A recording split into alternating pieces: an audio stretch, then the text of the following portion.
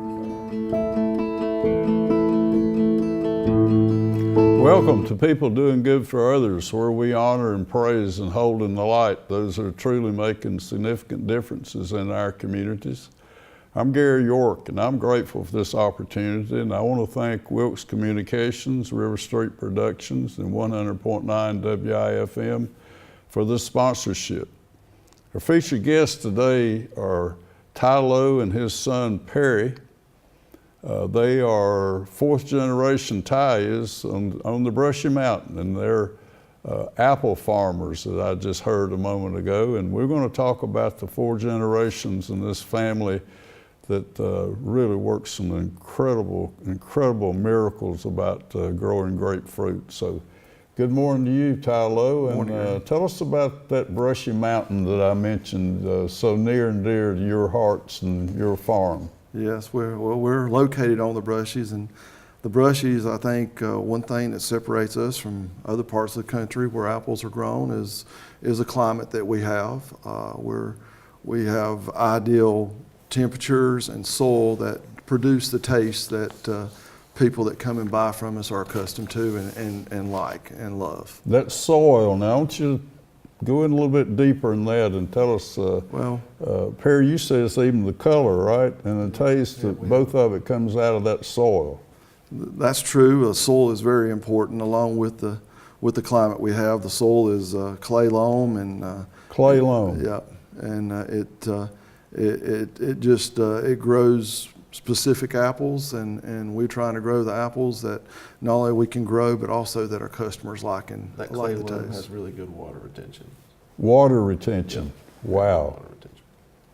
Now let's talk about the elevation and what can happen when it freezes and it doesn't freeze up there. That's very important for us to learn today. Do that for me. Yeah, well, the climate is known as a thermal belt that most of that orchard is, and we are definitely in. And we're at the right elevation, which is, the thermal belt is considered somewhere between 2,000 and about 2,800 feet. And what happens is in the spring, if it's a still night, the cold air, which is heavier, sinks into the valleys, and the warm air rises to our elevation. So, in the springtime, we can see temperature differentials of 20 to 25 degrees. It may be 30 degrees. 25 degrees. That is correct. So in Wilkesboro, it could be 30, and we could be 50 to 55. It's amazing to even think about that you're higher. The one thing that we do have to be careful of, though, when the front comes through and it's windy and there's no inversion, we can get some damage because it is colder up there during those nights. What are the biggest threats to apple farming? Well, of course, it's always weather, something that we have no control of. The one thing that we mentioned is a wind evection freeze where it's real windy in the night, and the apples are too far out, and we can get completely killed for that. Luckily, we haven't seen that a whole lot. Kills the blooms. It can kill freezes the bloom. Right, that is correct. And there's no defense against Not it. with a wind freeze, there really isn't, because when you add water, you can't put it on fast enough to get the thermal in it. That's true. And then the other big threat that we seem to be facing a little bit more of each year is a hailstorm. As you know, we had a big hailstorm last year and survived that, but this year we've mostly passed the hailstorm season. So, but hail is where the ice stones come from the heavens and beat up the apples. We're talking to Ty and Perry Lowe. We met, I think, in maybe 2006 through Bill Hanlon, and it's just been an honor and a blessing to have our relationship as you supply us with treats for Christmas. And people know that pink lady near and far. Yes, and that's something that I always like to bring up too, that it was a great big help for you actually helping promote Pink Ladies when you bought from us and then give to the community. It's an honor doing business with a company like that, and it's been very special for us. People know that variety, and the people who grow them, a lot of people want to know, we're going to get some apples this year, and I said, you count on that. So that relationship is valuable to us too. The friendship and Yeah. the relationship, yes. Ty correct. Lowe, when we're fourth generation and we're family, and tell us about the folks that are there doing this Essence, this great thing. You know, it's a real privilege for me to even get to talk about that. It's a family farm, and a lot of it I have to give credit to my father, Perry Lowe Jr. And he gave me the opportunity to when I got from college to work on the farm, and I worked on it beforehand, and then it goes back. I lost him at an early age in 1990. Was his dad a apple Yeah, farmer? Perry. Yes, that's true. It goes back to him too, Perry Lowe Sr. He's the one that had the vision to buy the land, and my father got the land when he passed away. And then, of course, when my dad died in 1990, Mom and I took care of the operation. Shirley. That's correct. Mm-hmm. And the history of it goes, we were packing a lot of apples back in 1990, and it was my decision that we wanted to sell directly to the public first. Now, what's packing mean? Okay, that's a good question. That's when you package apples, where it's in a tray or in a bag, and you ship it to a chain store, and usually there's a third person that's involved. So A broker, right? That's All right. correct. And we decided in 1990 that the benefits just wasn't there, and then we started gearing our operation up to direct marketing right there on the roadside stand that my father had built, and we've increased everything since, and we've tried to grow more varieties that people are wanting instead of something that looks good on a shelf. Can you remember a special moment or a day when that decision was made that we're going to turn, we're going another way? Well, and you know, sometimes it does. I try not to let the bottom line guide me always, but the bottom line was guide me, and that was somewhere in 92 or 93. And you don't have, in farming apples, I've tried to explain to my kids, it's not always about the money, it's the love of growing it, but you got to have some black in some years. So it was just putting the pencil to the paper and realizing that it wasn't going to get it back then. And that was a transitional time for many growers back then too. So somewhere 92 or 93, and then as we've talked before, several of us growers got together and we decided we was going to grow a variety that we thought would grow real here. And in 1995 or 96, we started planting Pink Ladies. Pink Ladies, and that was just one of the first varieties that really put us, on the board for roadside marketing.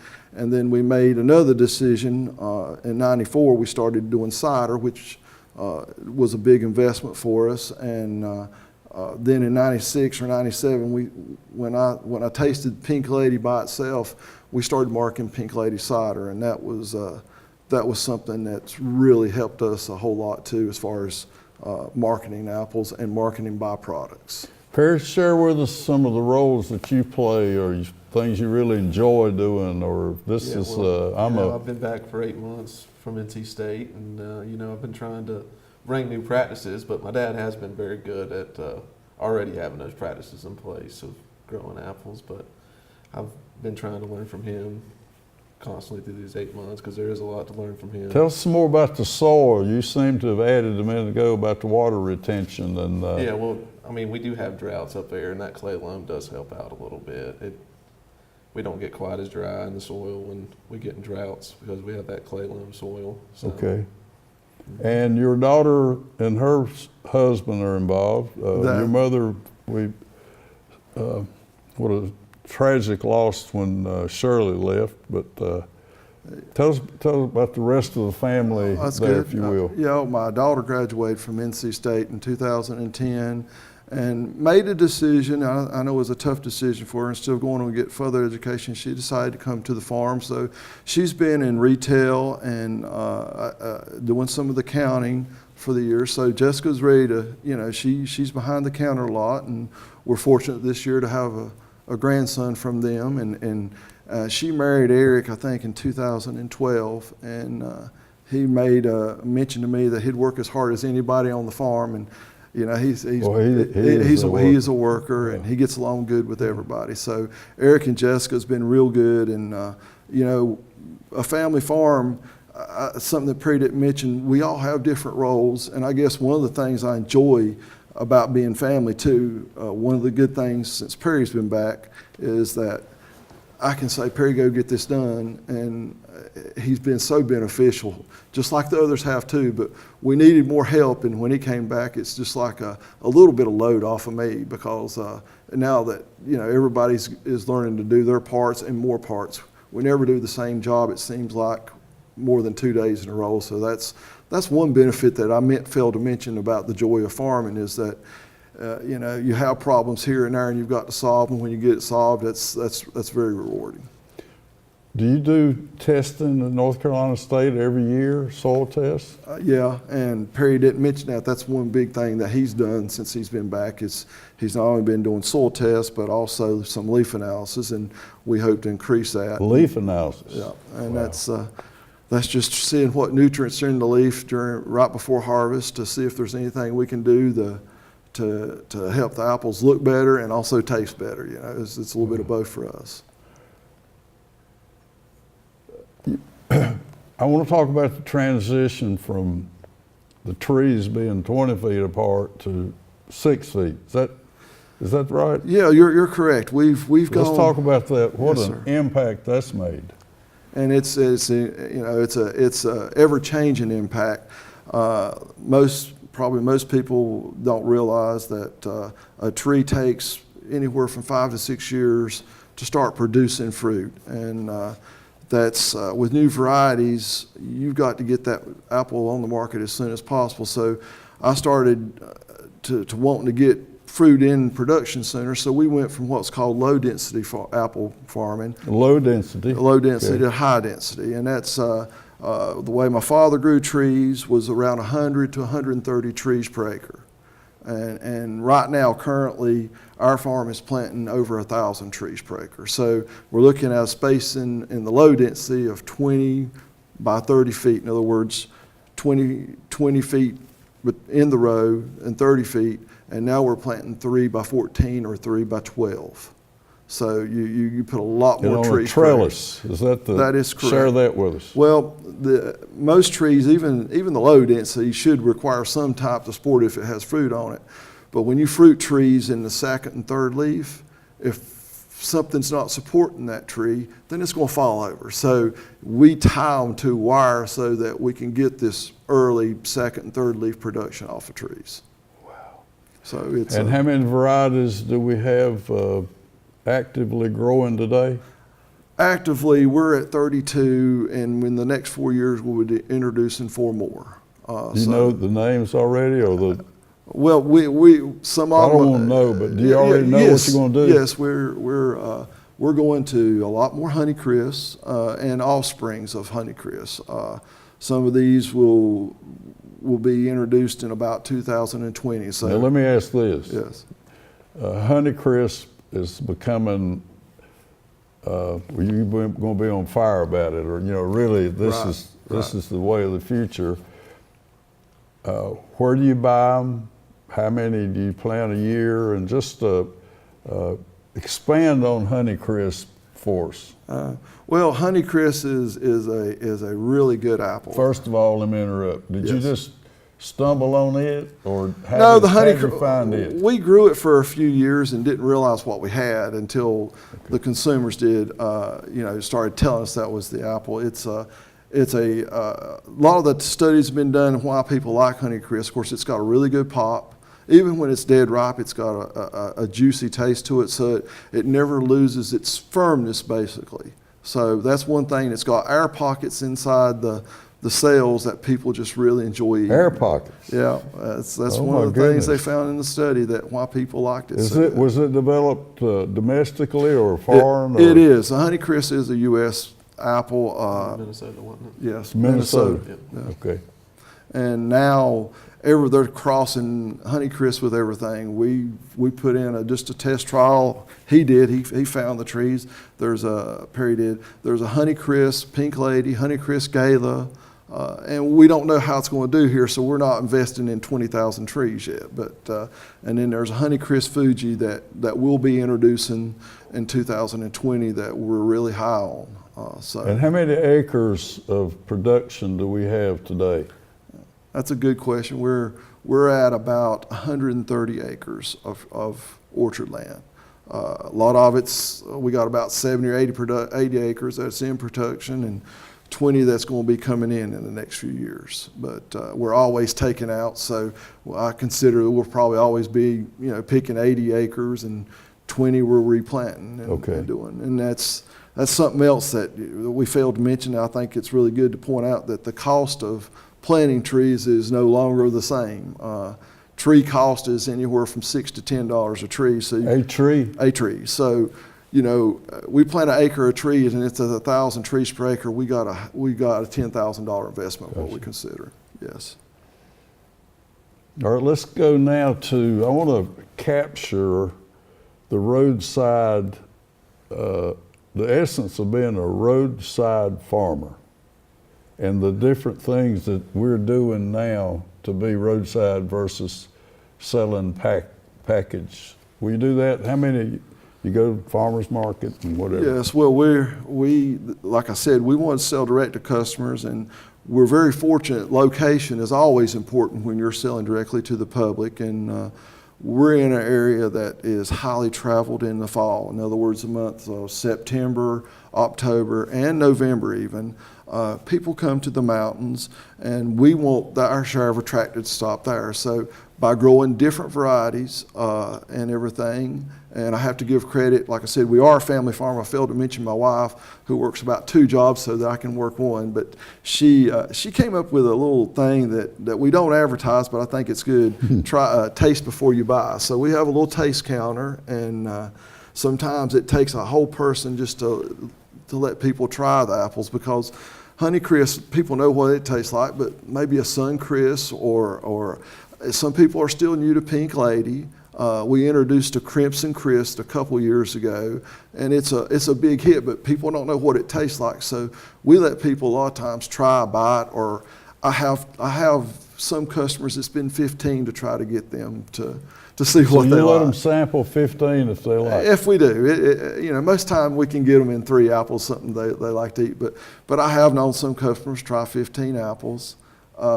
So that's one thing, is our little taste bar, and it's very small, but it's unique. We just have and the family, I mentioned our family before, including Mom, which she's passed away now, but we try to treat the customer with great respect, and we want the return business. And so my mother, one good saying she always said, a customer is never wrong. So it took me a few years to realize that, but we try to treat each customer special, and if they've got several bags, we love to carry out through the cars for them.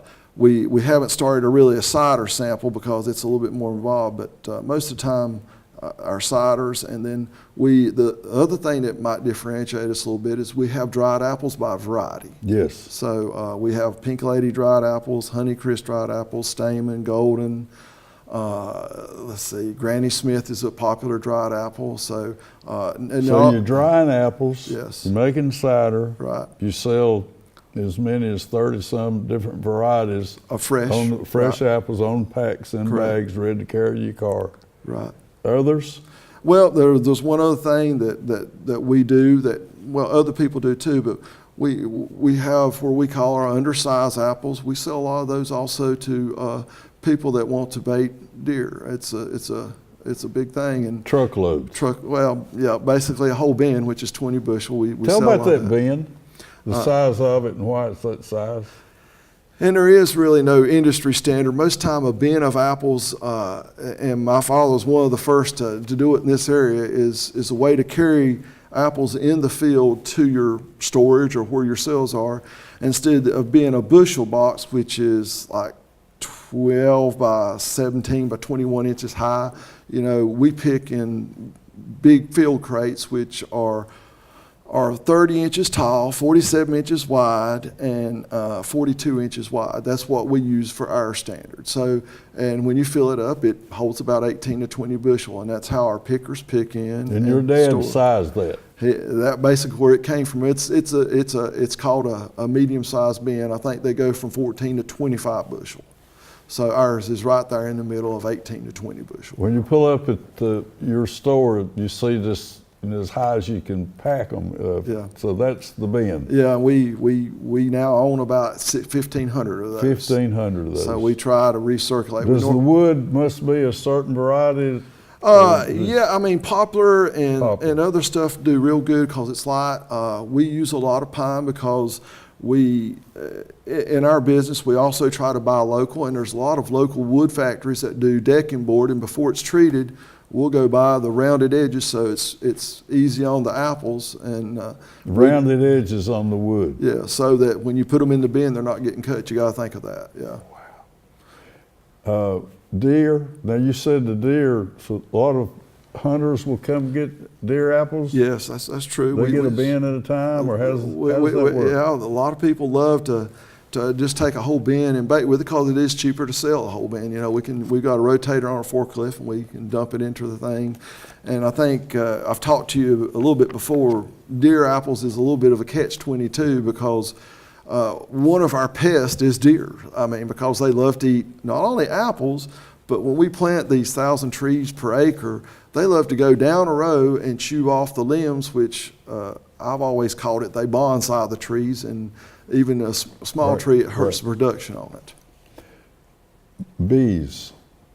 Tell us about the essence or the value of having great bees. And you rent some, right? We do, as a precaution, and we've been doing this for several years. When they came out with all the killing of the natural honeybee, we did see less on our farm. And bees, apples in particular, have to be pollinated. In other words, a bee has to make a trip to that blossom. And you can imagine in the spring, there's, I would guess, maybe 1 billion blossoms up there at one time. And so we want every blossom to be pollinated that it can, and then we can decide what we can take off or not take off, but because it's not 100% anyway. So we started renting bees in the year 2000, I think, somewhere in that year. Perry, share with us this question about what goes on in our family when we think it's going to freeze. What do you? There's a lot of stress involved. There's a lot of stress involved. Just do you console one another, or what does a farmer do when it could freeze? Yeah, we just pray, and then I don't know. Yeah, we get mad at each other a little bit. I don't know. We you stay up all night. You stay up all night that night, Perry, and Ty. Maybe used to. I don't think he does much anymore. I think he knows. You know, yours, and that's what I try to teach them. It's years of experience with the freezes, because we've been through where 32 degrees has caused a lot of damage with the wind freeze I was telling you about, and then we've seen years where they were in full bloom in 18 and still had some apples. This year was really good with the peaches in this area. Peaches were basically in full bloom, and it's 16 degrees. You do peaches too? We do know that. We do a couple acres of peaches, about 5 acres. And we just roadside those. And you have other things too?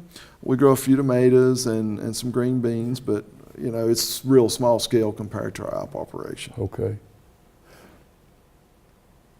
The next thing I wanted you to share is cold storage. How long will you have apples to sell from?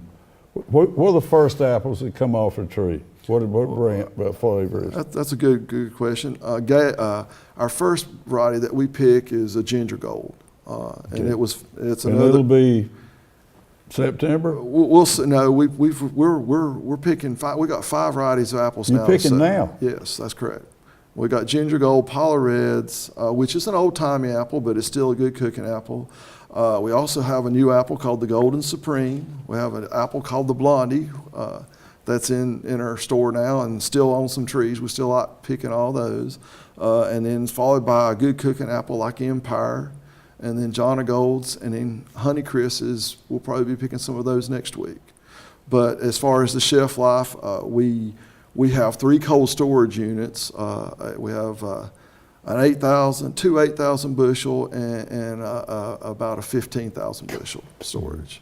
30,000 bushel. Yes, that's about of where storage. we're at. Yes. And how long will they last now? And which the ones I can buy the end of the year, the last one? And of course, you probably know the answer to that last one because that's what we deal in business together. That's Pink Lady is one of the last ones. Last one. Every variety has a different cold storage life, but Pink Lady will last us 6 to 8 months in the cold storage. So we can pick those in October, November, and still have them pretty good quality in June. And so that's one thing our roadside stand that we've been trying to do for a few years is stay open year round with our apples. So and it's if you don't have a hailstorm, we've done pretty good with that.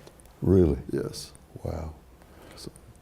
I'm impressed also with the helpers that are there. The looks like some husband-wife teams, Latino folks, Yes. Fernando and Raymond and Oscar. They're valuable folks to apple farming. Yeah, and it takes a specific worker for apple farming. We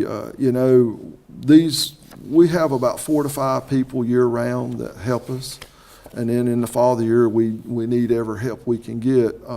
And it's hard to find. Do you have some that come just for a couple of weeks? We do. Oh. We have some that come that hopefully it's more than a couple weeks because picking season, as we just mentioned a minute ago, goes from basically July till the 1st of November. So right now we're not needing great help because our guys are doing it. But in September, when we start picking, 1,500 to 2,000 bushel a day, we got to get help to get that off and put it in storage because we want it. We want it fresh for the people, and so when an apple's ripe, we got to get it picked, and it takes more than 4 people to do that at that time. Talk about that cleaning process when they're going through the water. When I see in your warehouse. Yeah, there.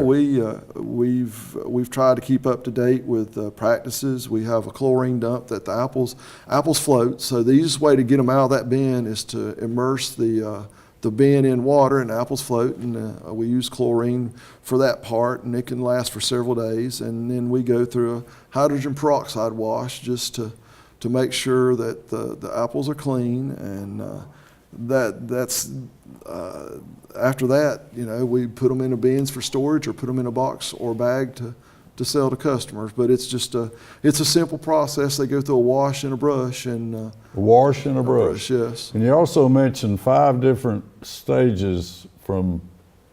Go through that again. Do you remember pruning and talk about pruning? I think that's a valuable thing. A lot of people just don't know. Yeah, as you know, I don't think we mentioned how many trees we have on the farm. Or do that. And that's around 35,000 trees, and what I call it is a touch. Every tree touches, you said. Yeah, touches. I like that. Every tree has to go through about 5 to 6 touches a year, and pruning is one of them. Sometimes we do get a little bit behind, but we try to prune every tree each year. And 35,000. Yeah. And we've recently, when Perry came back, I'm trying to make everything as efficient. So we upgraded to electric pruners, where we take electric pruner and cut the limbs out of the tree. And the basic goal for pruning is to let light in. And light is the essence of getting good fruit and fruit the next year, because the light helps produce the fruit for the next year. An apple, its fruit is developed in June. Our next year's crop was developed in June of this year. So pruning is one of them, and then picking, and also spraying. That's something that we're happy that we do. We use integrated pest management, right? Which is best practices, and we monitor some of the insects now. We no longer have to spray for. We put ties in a tree to prevent them from mating and getting into the fruit. So it makes it safer for human consumption and everything else. I'm so glad y'all honored us by being here today.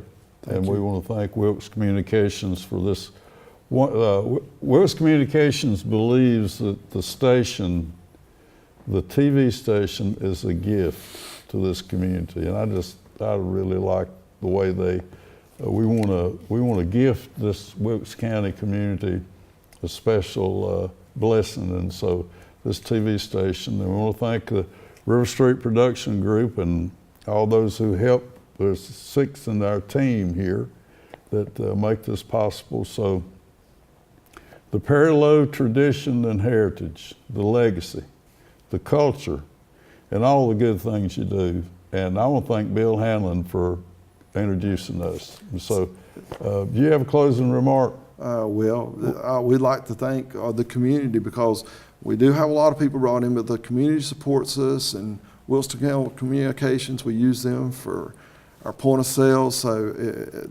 we love to thank our customers, and thank you, Gary, for all that you've done and bringing this to us and supporting the local agriculture. We appreciate that. Ty Lowe, Perry Lowe, and the late, great Shirley Lowe. What an honor. God bless you. Thank you. Thank you for coming. Thank you.